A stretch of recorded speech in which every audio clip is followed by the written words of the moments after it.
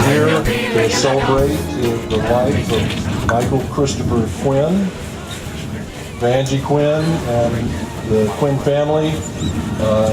Certainly appreciate you guys coming out here on this beautiful day in our neighborhood to help celebrate the life of Mike. Mike is, well, I guess first of all, I should say, since this is a celebration of life, there will be no sad faces, no crying, and because I know that I am such a crybaby, I want to keep in the back of my mind that if I start whimpering, that somebody from this audience will come up here and beat me about the head and ankles. All right. Mike came to our firm a little over 10 years ago. I was the head of litigation at the time. He was in our litigation department. He's been a partner at Dudley Cropper and Cusick for over 6 years. As soon as he walked in the door, I knew he was our kind of guy. Irreverent, extraordinarily quick-witted. Mike was he has had an encyclopedic, no, somebody can, you know what I'm saying.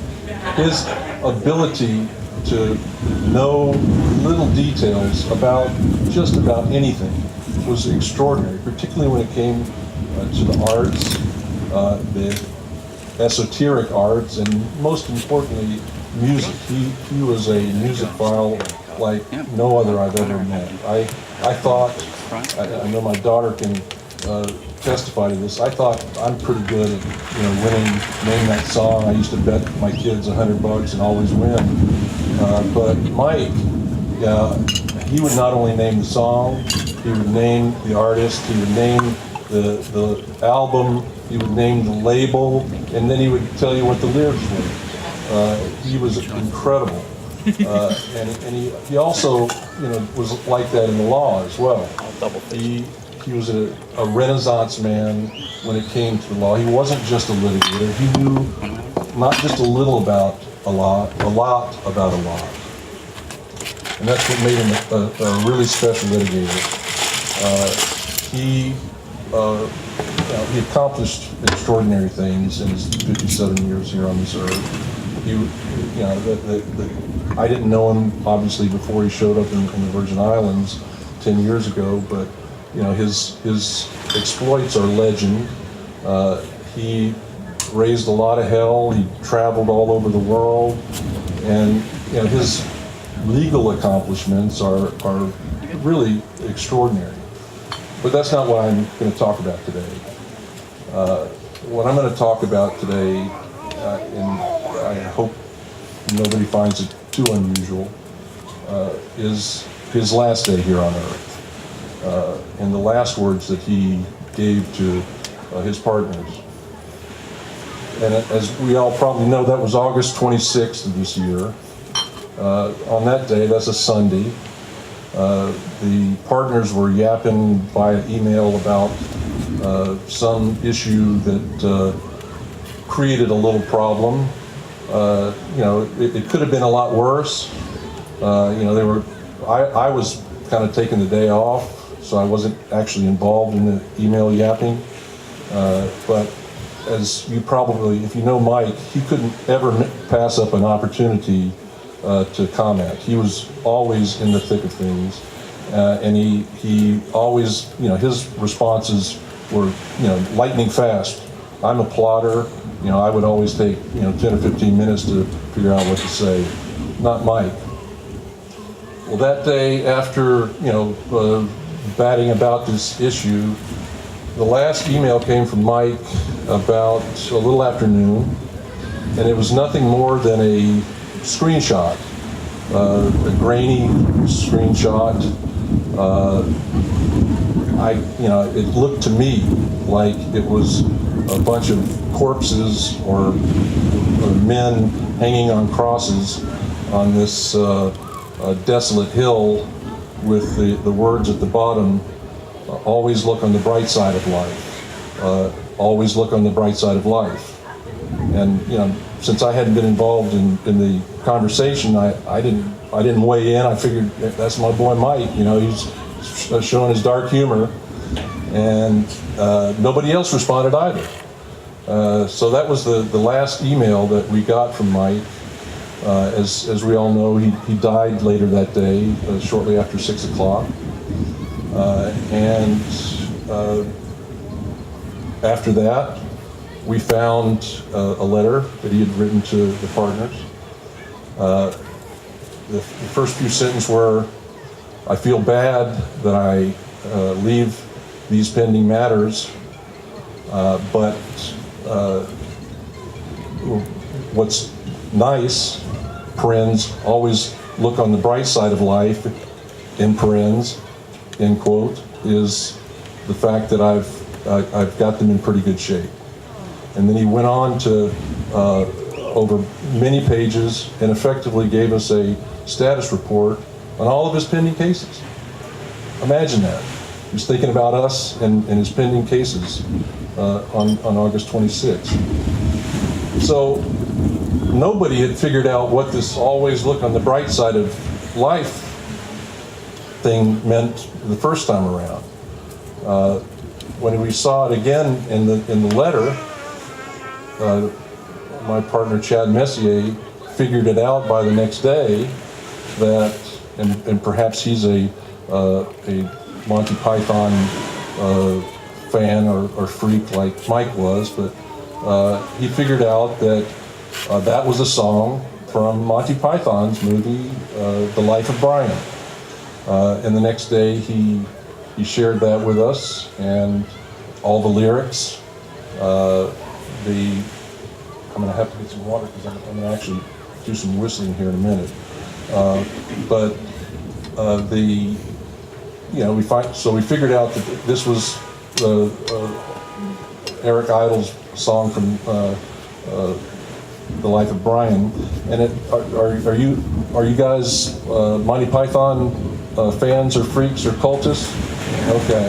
Well, there's some of you. For those of you that aren't, like me, I had to go to Wikipedia. And of course I learned that Always Look on the Bright Side, again written by Eric Idle, appears at the very end of the movie. The movie about Brian Cohen. He's the main character. He is sentenced to death by crucifixion, and he's on a cross at the end of the movie with a bunch of other guys on this desolate hill, and that's where the screenshot came from that Mike had sent us earlier. Another guy that's on a cross being crucified, played by Eric Idle, is trying to cheer up Brian, and he starts singing "Always Look on the Bright Side of Life," and that's how the movie ends. While the song is going on, all the other chaps on the crosses that are being crucified join in the whistling hook, which follows the refrain, "Always look on the bright side of life," every time it appears. So, pardon my terrible singing, it's something to the effect that always look on the bright side of life. Always look on the bright side of life. And so on.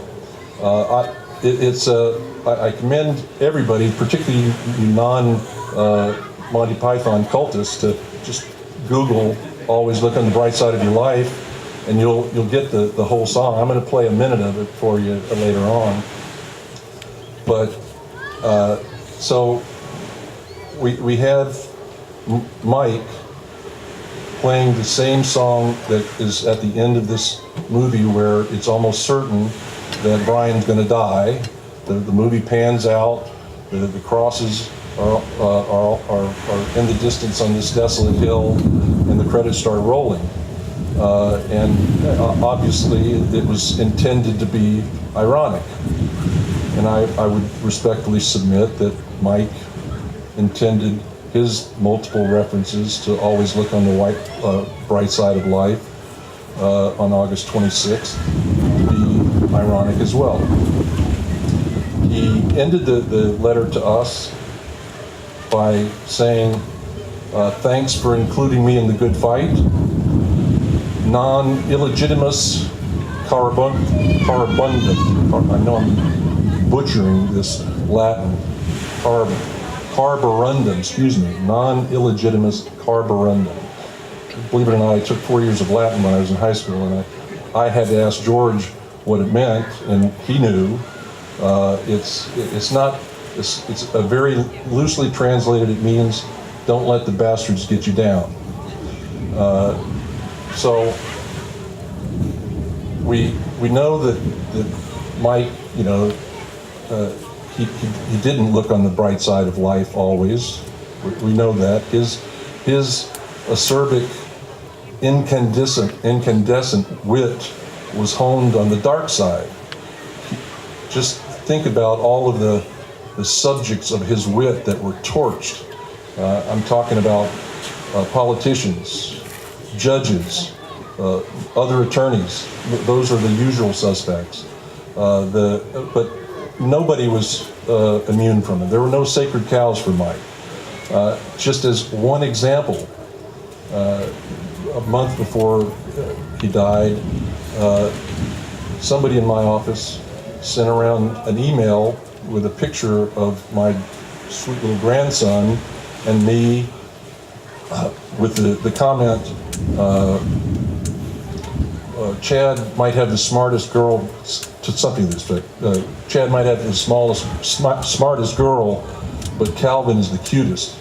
And then somebody else chimed in, oh, he is so cute. And then of course Mike couldn't resist that. You know, he immediately chimes in and says something sarcastic.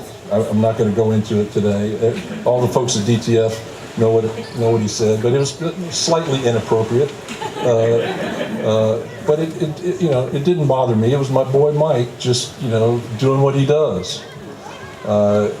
He was truly amazing. That, you know, every day, the reason he was the most popular attorney in our office by far was that he delivered this kind of humor at least once a day, if not 3 or 4 times a day. So you always were looking for your Quinn fix on for a laugh every day, and he delivered. So those were his last words. Thanks for the good fight, made me think of something. Let me this photograph that I took there.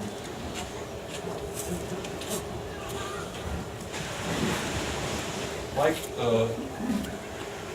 when he came down here, he had the 100-year anniversary edition of a Harley Davidson that Sharon, his first wife, had given him. And after she died, and we were helping him clean out the house, Fran Brown and I discovered this Harley Davidson down below his house, covered in a tarp. It had 19 miles on the odometer, and it was all rusted to hell. I mean, pretty bad. It didn't run. We had to haul it in my truck to my house, where Mike didn't want to give up on it or sell it.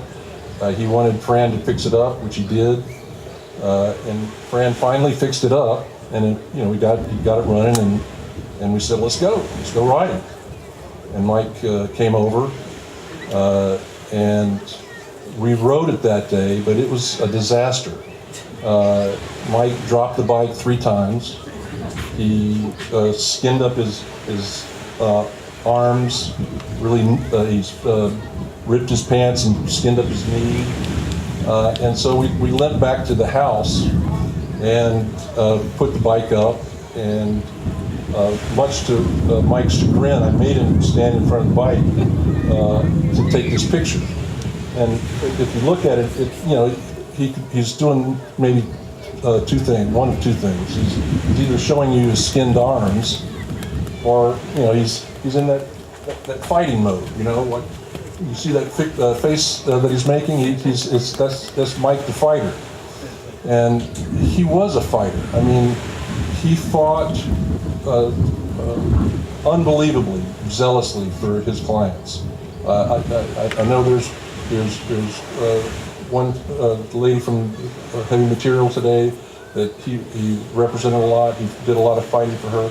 I mean, there's clients every one of them say, my man Mike was a real fighter, and he was. And he fought for his family, and he fought for his friends. I wish he had fought more for himself, because he never got back on that bike after that day. He ended up giving it to Fran, and that's one of the bikes that rolled up here later on. I mean, earlier on. So, do you think that Mike was being facetious when he said, always look on the bright side? Or sarcastic? I choose not to think so. I truly think he was exhorting us to do what he does not, which is to look on the bright side. When he said, effectively, keep up the good fight, I think he was exhorting us to do that. Even though he was not able to keep fighting for himself. And when he said, don't let the bastards get you down, he meant that. He was saying it seriously, even though he couldn't keep down the bastards in his psyche. So anyway, if you think, like I do sometimes, every once in a while, that you think about what you can never know about Mike, and the things about Mike that piss you off, such as the choice he made on August 26th. I could hear Mike say to me right now, God damn it, Hodges, you dumbass, what did I tell you? Always look on the bright side of life. And he meant that, So the exhortation from Mike is that we are going to look on the bright side. We're going to keep up the good fight and not let these demons get us down. And we will not worry about what we don't know. We will think about what we do know, which was that Mike was a loving husband. He was a son that any mother would be proud of, a good brother, a fantastic friend, extraordinary lawyer, and an unbelievably generous soul. May he rest in peace. So, wait a minute. Nobody got up and beat me, right? Did you hear the whimpering starting? It was about to start. Anyway, I want you to listen to the last minute of the song for all those guys that haven't heard it before.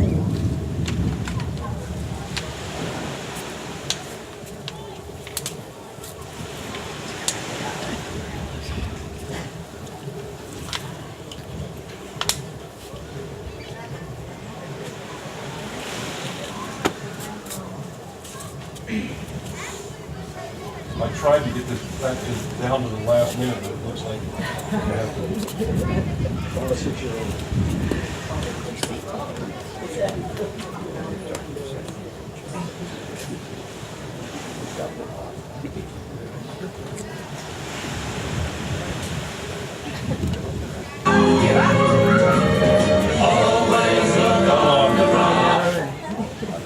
Here we go.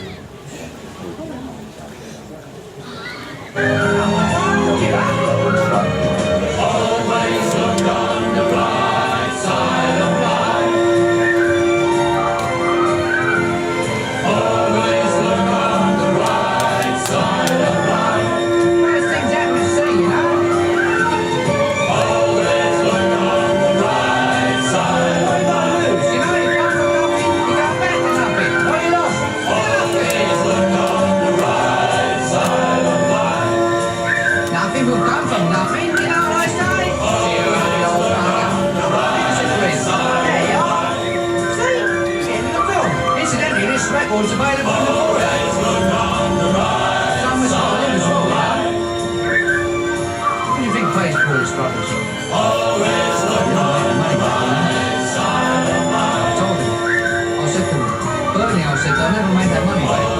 Okay, you guys get the idea.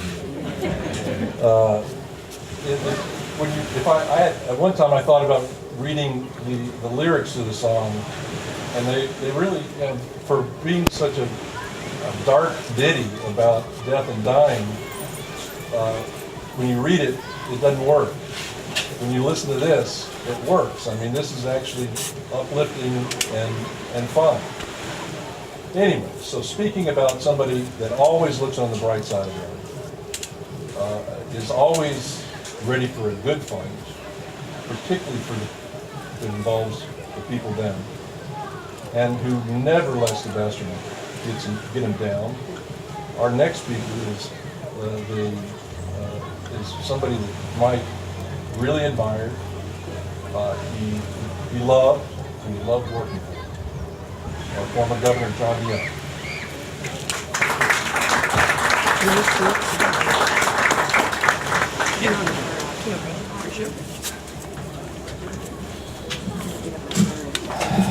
Good afternoon.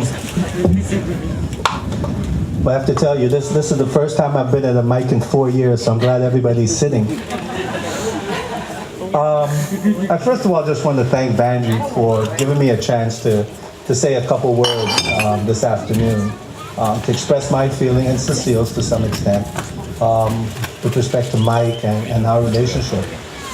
You know, one of the things that, not sure if it's good or bad, one of the things you got to do as governor is you go to a lot of funerals of people you know, people you don't know, and as you're up there speaking, many times you realize that as you're saying certain words, people are really just thinking about their relationships with the person that's deceased and thinking about what their relationship was with that person, what that person meant to them. And for me, what I began to realize as I went to more funerals over time is that you admired, you got to know the individual by the eulogy that was given, by the booklet, by the pictures. But really what you got to know is that you looked around the church or wherever the ceremony or the celebration of life was, and you realized the quality of that person by the people who attended the funeral or the celebration. And looking here today, it is clearly one where Mike impacted a wide range of individuals in our community. And as for many of you who do know and did know Michael, he clearly had that impact. For me, I first got to know him around 2013, I think, the very first time. It had to do with a case that involved the Lockhart companies. And when I was president of Lockhart, going back to Hugo, and George Dudley called me up and said, one of my attorneys and I are coming up to see you at Government House because we want to prepare you for a case. I said, fine, feel free to come up. And I'm bringing him with me. He's relatively new to the firm, but he's the lead attorney. So I thought about it and said, we're bringing a bunch of books that you have to review and look at. And when he said that, I thought to myself, do I get the elevator ready so they can come up on the elevator, or do I have them walk the 3 flights of stairs? I know George, but I didn't know Michael Quinn. I said, let them walk the 3 flights of stairs. Because once they got there, they'll be too tired to ask me any questions. So that was my first introduction. They were there about an hour and a half. He asked me questions that I couldn't even remember going back to 1996. After that, I called George and said, George, is he suing me too? In addition to Grand Union, because those questions were a little bit much. He said, no, don't worry. He's not, he just wants to make sure you're prepared. And I said, no problem. So we then go to the court. And as governor, they bring you into the back way so nobody sees you. So I go through. Now, everyone thinks that I'm concerned about Grand Union and the council. I said, George, I'm not concerned about that. I'm concerned about your attorney, Mike Quinn. I mean, I was scared that the questions he's going to ask me. And that was my first introduction. I went home to Cecile and complained. 3 years later, I again engaged with Mike. Probably one of the most difficult times, quite frankly, of my life. And I got to know Mike, and he got to know me. And at that time, I have to tell you, if there's anyone that you want by your side, it was Michael Quinn. We had a chance to speak, to get to know each other. I think there was not a day that I did not call Michael Quinn, ask for advice, ask for guidance, not as counsel, an attorney, or legal, just the reassuring words from him and his partners on things that were going on. And he always accepted the call. Even when he was sitting down for dinner at home, he would always take the call to talk to me. And our conversations ranged. I told him that my son was transferring from Providence and wanted to go someplace else. Mike told me he went to 5 colleges before he found his. I called my son and told him, you're only applying to 1. Just 1. We spoke about music, and I grew up in Detroit for a while, so we would talk about, eclectic things. He would ask me who I liked. Well, the normal things. You like The Temptations, Sister Sledge, Aretha Franklin. He said, that's normal. He said, give me one that's way out there. I said, okay, I like the Jake Isles Band. He said, wow. And nobody knew who Jake Isles is. So, and over time, it just sort of developed that way in some respects. The thing that I most admired, quite frankly, is that he was honest and he was open. And he was very frank in the discussions that we would have. He always showed me, he always took great pride, I remember, in a picture that hung on his wall of Don King. That he represented Don King at the most difficult time. And I thought about the fact that Mike, in many respects for me, and others as I found out, was very much a fighter. That he would fight for things, he would do what was necessary. In fact, Don King had a quote that says that you go for the performance and quality, not for longevity. And that to me was Mike in many respects. From my period of time, from August to 2016, middle of 2016, if there was anyone that I could count on that fought for me, it was Michael Quinn, every and each day. Now, he was a cynic. We used to argue about government all the time, how government was no good, and I would talk about the private sector. I would say, government's good. He said, but they don't pay their bills. I said, don't focus on the details. Look at the big pictures here. Don't focus on the details. But I think at the end, it's a relationship that I valued. In fact, there were days that I would go into Dudley Topper and Fusick for a meeting, and before I could even get past the door, I would always ask Pat, is he available? Just go on in and see him, because I'd go pay homage to Mike before I go upstairs to my meeting. That's how important to me and my family Mike was. When we heard that he had died, it was surprising and very disappointing, because he's someone that, regardless of where I was, whether it was in a restaurant or even just off the cuff, I would pick up the phone and call him. Because those people, I think, in our lives that sort of hit us at a certain point and really mean something. And for me, Michael Quinn was that. He looked the part of the lawyer. He had the cynicism of a litigator. He had the commitment of someone you want by your side. But he also was a good friend. May he rest in peace. And God bless Vanjie. Thank you. It is my pleasure to introduce, as I'm told, the smartest aviation lawyer in Miami, Herb Kim. Oh, after him.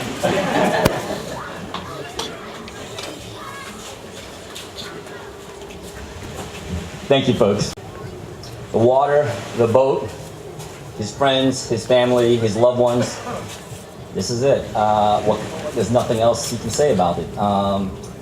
You folks showed up because you loved Mike, and he loved you. And I knew Mike when I started law school, first year in law school. Mike already, as it was said before, was doing white collar, including Don King. So he was a big hitter in Manhattan. I'm first year law student. Everybody's thinking I'm getting kicked out by my first semester. Mike says, no, don't worry about it. It's just going to be one of those things. And he was one of those guys you aspire to be, not only professionally as an attorney, but as a person. I'm sure you probably had the same similar situations and circumstances and experiences that I had with Mike. He's engaging. When you're talking to him, he's only talking to you. He is not distracted. It's all about one-on-one. If you're serious, he's serious. If you want to cut up, he'll cut up. If you're sarcastic, he's sarcastic. You want to do movie quotes, he'll do movie quotes. He'll play along. I mean, that's Mike. And again, I'm sure all of you have the same experience. So, personally, I aspire to be that, of a person that was a Manhattan hitter, we all thought. And it's true. But had no ego. He was grounded. A consummate professional in the legal field, but not. We do, and you know what we have to deal with in the legal field: big egos, and it gets just worse from there. He was not that. How he deals with his clients, I'm hearing great things. Again, I was told, Don King. I remember he was talking about Don King. Don King. He loved Mike so much, he called him Brother Quinn, my brother Quinn. And that's what it was. He looked at you and made you feel like you were family. Right away, you were family. He respected you, he heard you, he engaged you. How do you not love the guy? How do you not love that guy? So, as attorneys, I think we all have war stories. I'm not gonna get into that, especially with mixed company. So one-on-one, of course, there's gonna be some crazy stories, and I would say 99% of them are true. So I'll leave it as that. But in conclusion, make this a celebration of life. Just remember Mike for what he was, what he made you feel like. What are you a better person because of him? Of course, it has to be yes. So I appreciate all showing up for this celebration of life of Michael Quinn. It's a tough time to meet you for the first time, but the stories I've heard about some of you people, I'm going to hear it for the first time now with Mike. I'm going to believe it's true. Thank you. Bill McConnell, ladies and gentlemen. I can do that. Hi, everyone. Good turnout and a beautiful day. Apparently Mike was a big Yankees fan, so sorry, guy, not this year. I wanted to just briefly touch on one aspect of Mike's character that Greg just mentioned very briefly at the end of his speech, and that was Mike's generosity. As for those of you who don't know me, I'm one of Mike's law partners, and what we discovered when we were going through Mike's cases was that not only did he have his fee-paying clients, but he had a number of clients that he was sort of helping off the books. And while that's a no-no actually in our law firm,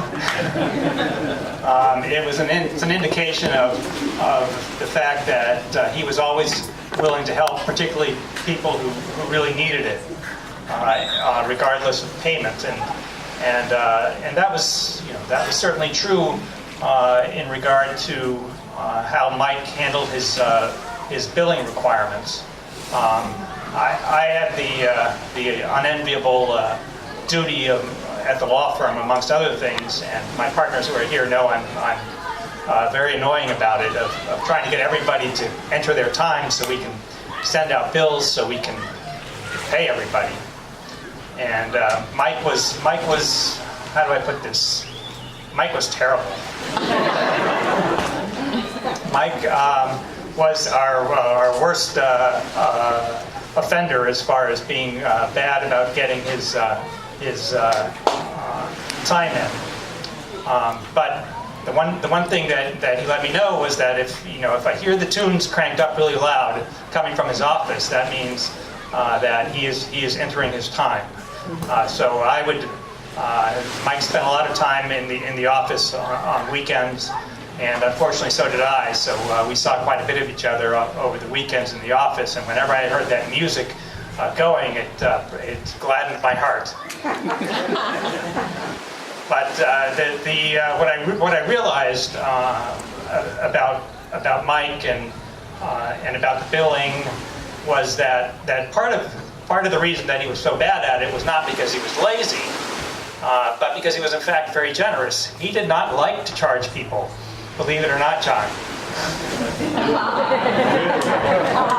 He did not like to charge his clients. He, I think, really in his heart wished that he could do it for free, and if I hadn't nagged him, he probably would have. A truly generous soul. I know we all miss him, but I just wanted to celebrate his generosity today as among his other many good qualities. And sorry about the Yankees this year, Mike. Ouch.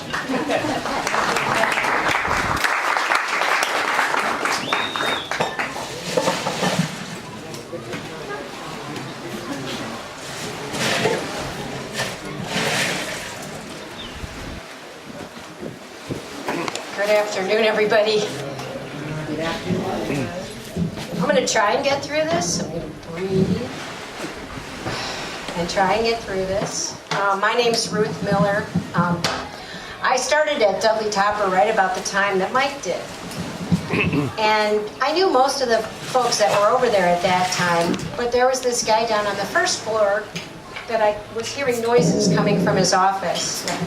And I went down there one time and I said, now there's a guy with the worst haircut I have ever seen. And then he opened his mouth and I said, oh, he's from New York. I get it. He had this brush back here and he had a picture of Don King on the wall and I thought, well, who is this guy?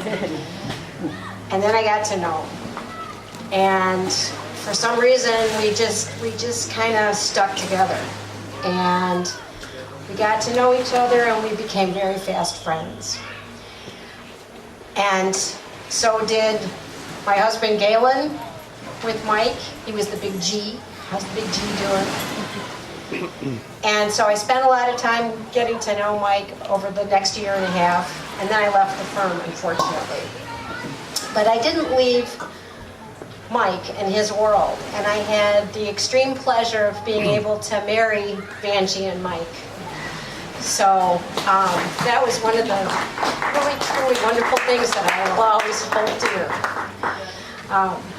And so I stayed friends with them. Couldn't spend as much time as I would like to have spent with them over the years because of my job. And by the way, Greg, I'm probably going to start crying, but you know what? I don't listen to your orders. So just get over it. But I guess the one thing that I wanted to point out about Mike, and Bill said it very well, is the generosity of his heart. And there were many funny things, too many funny things. You know, when I came home one day saying, "Llama," he's a big hitter, the llama. And Galen looked at me and he said, "Caddyshack? Where'd you get that?" It was Mike.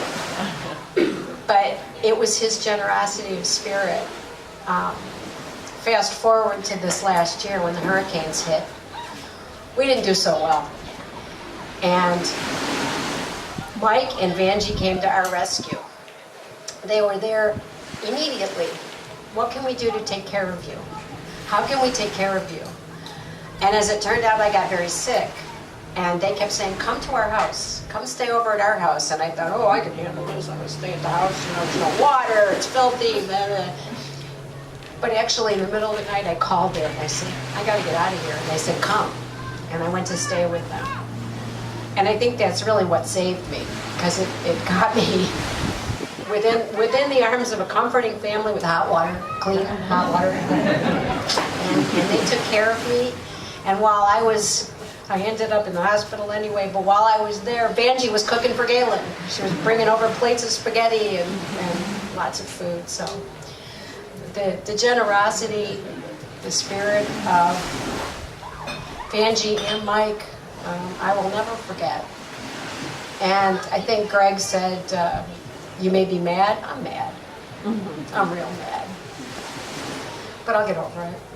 Because I love Mike very much. I will miss him very much, and I'll remember the good stuff about him. So I hope he rests in peace. And Greg, I'm not going to listen to you either.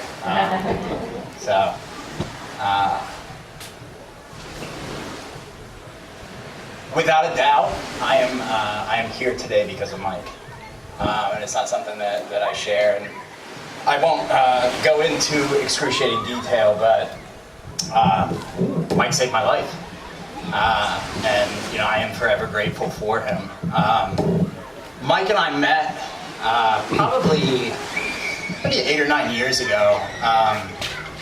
And like a lot of lawyers, I met Mike in the course of my job. And Mike and I were representing co-defendants in a criminal trial in federal court. And we were there for probably 4 or 5 weeks. And we would spend a little bit of every morning, you know, the other lawyers, there were maybe like 5 or 6 co-defendants, all the other lawyers would spend kind of talking about the witnesses for the day and, you know, what we were going to do and the defense strategy. And Mike and I would spend about 10 minutes talking about anything but law, and, you know, what we wanted to do besides being lawyers. You know, and that was something that was always special to me about Mike, was not just what a great lawyer he was, but what a great friend he was, what a great person he was. And it's funny to me, what we're doing right here, I think Mike is probably looking down from wherever he's at and just shaking his head and saying, this is the last thing I want these people to do for me. But at the same time, he's smiling because, you know, that's the kind of guy that Mike was. And I was just in the back, I was digging back through some old text messages that Mike and I had, and you know, I would see Mike, and I saw him on Sunday. I saw him the day that he died. I saw him that morning at Sibs. I saw him in Banji, and we had a conversation like we normally would have. We would make plans to get together on Tuesday, and we would promise each other that, you know, we were going to get together this week and go out and catch up and go to lunch. And never in my mind did I think that I would have that conversation with him on Sunday, and he would be gone Sunday night. And you know, I got the call Monday morning from Dave, and it hit me hard, and it, you know, it was a shock,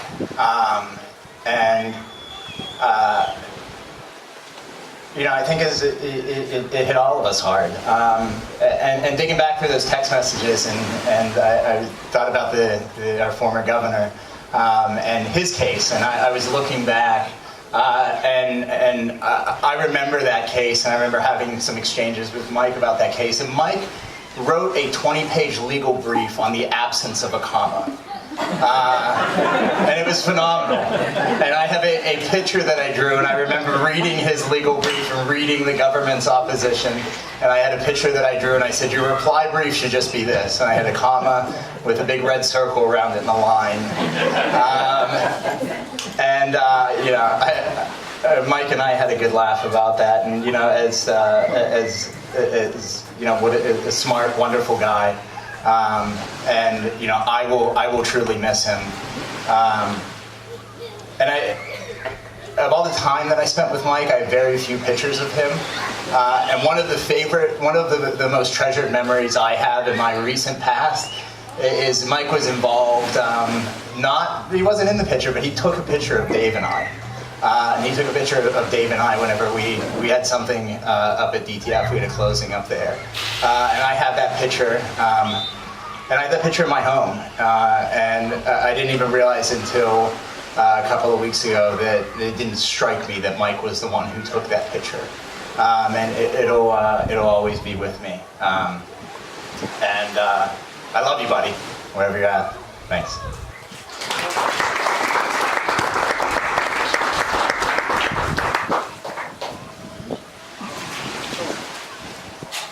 Anybody else want to say anything? Okay, well, Banji and Quinn family, Barbara, Suzanne, and Kelly, thanking everybody for coming out here sharing their love for Mike. Remember, be happy, don't worry, and always look on the right side of life. There are some envelopes, are they over here, Vanjie? There's some envelopes over here for those of you that don't want to get up here and talk. You can write down a memory. Vanjie would love to see that. Oh, wait a minute, we got a candidate here, Dee Brown, get on up here. And I'm one of the worst, so I don't know, Greg. But I was out of town this week, so Vanjie and I didn't capture each other this week, but we had previously. I'm Dee Brown, and I'm with the Community Foundation of the Virgin Islands.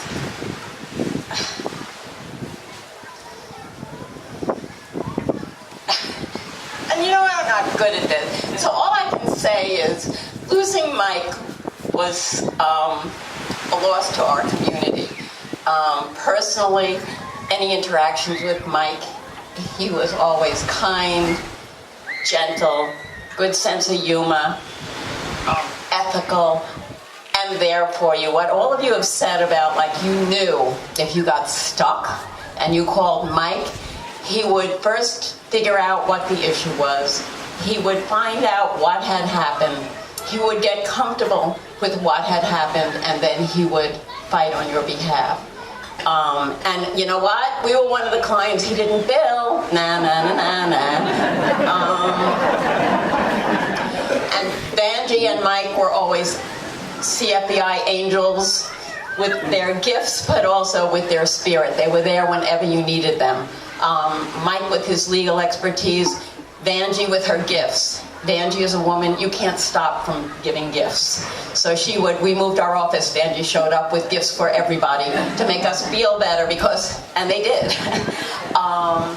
So just to kind of say, it's, listening to people today, I didn't know Mike and Vanjie as well as I wish I did know them, and Vanjie, I'm gonna work on that with you.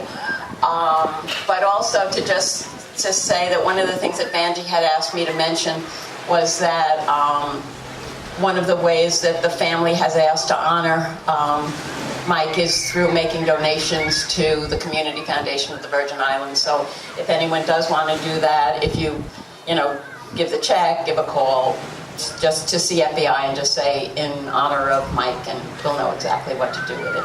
So thank you, Vanjie. Thank you, Mike.